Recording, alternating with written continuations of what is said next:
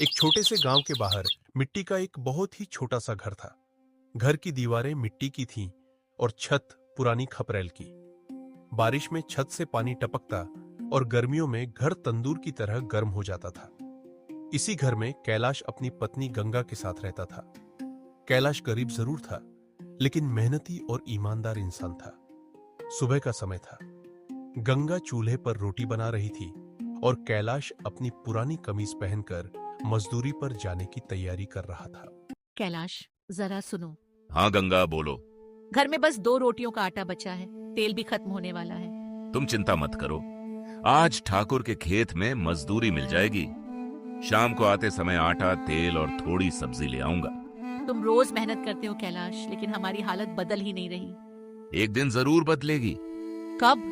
जब हम दूसरों के भरोसे रहना छोड़कर अपना काम शुरू करेंगे।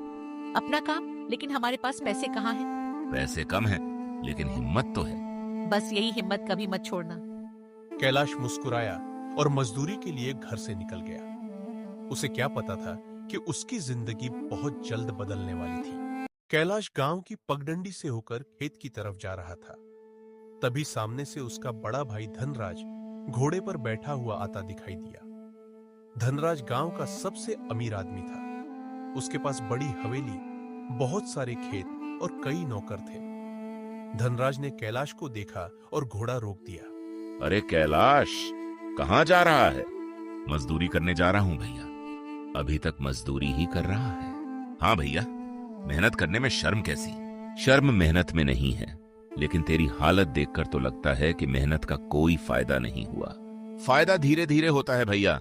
धीरे धीरे तेरी उम्र निकल जाएगी और तू फिर भी गरीब ही रहेगा।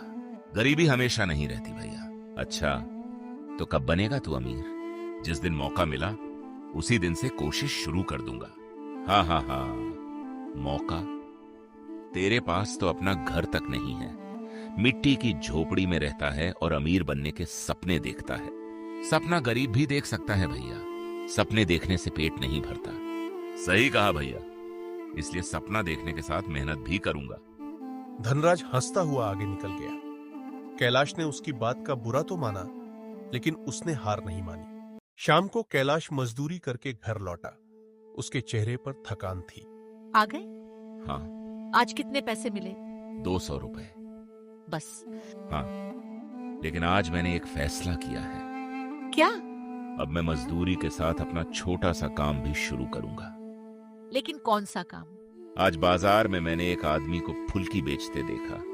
उसके ठेले पर बहुत भीड़ थी। तुम भी फुल्की बेचोगे? हाँ, गांव के बाहर सड़क के पास ठेला लगाऊंगा। लेकिन ठेला और सामान खरीदने के पैसे? थोड़ी बचत मेरे पास है। और बाकी? कैलाश कुछ देर चुप रहा। अगर तुम अपनी चांदी की पायल दे दो तो शुरुआत हो सकती है। गंगा ने अपनी पायल की तरफ देखा, फिर बिना कुछ कहे उसने पायल उतारकर कैलाश के हाथ में रख दी। नहीं गंगा, ये मत दो। क्यों? ये तुम्हारी आखिरी कीमती चीज है। ये चीज मेरे पैर में रहे या हमारे भविष्य के काम आए, मेरे लिए दोनों बराबर हैं। लेकिन अगर काम नहीं चला तो फिर से मेहनत करेंगे, लेकिन कोशिश की बिना हार नहीं मानेंगे। गंगा की बात सुनकर कैलाश की आंखें नम हो गई। उसने पायल बेच दी और अपनी बचत मिलाकर एक पुराना ठेला खरीद लिया। अगली सुबह कैलाश और गंगा ने ठेले को साफ किया। गंगा ने लाल कपड़ा लगाया और कैलाश ने लकड़ी के बोर्ड पर लिखा, कैलाश की गर्मा गर्म फुल्की। कैलाश ठेला लेकर गांव के बाहर सड़क किनारे पहुंच गया। आज से नई जिंदगी शुरू। भगवान तुम्हारी मेहनत सफल करे। लेकिन पहला दिन कैलाश के लिए बहुत मुश्किल था। 1 घंटा बीत गया, कोई ग्राहक नहीं आया। 2 घंटे बीत गए, फिर भी कोई ग्राहक नहीं आया। गंगा, लगता है हमसे गलती हो गई। ऐसा मत बोलो। देखो, कोई फुल्की खाने नहीं आ रहा। पहला दिन है, लोग तुम्हें जानते भी नहीं। अगर कोई आया ही नहीं तो? कल फिर लगाना। और कल भी कोई नहीं आया तो? परसों फिर लगाना।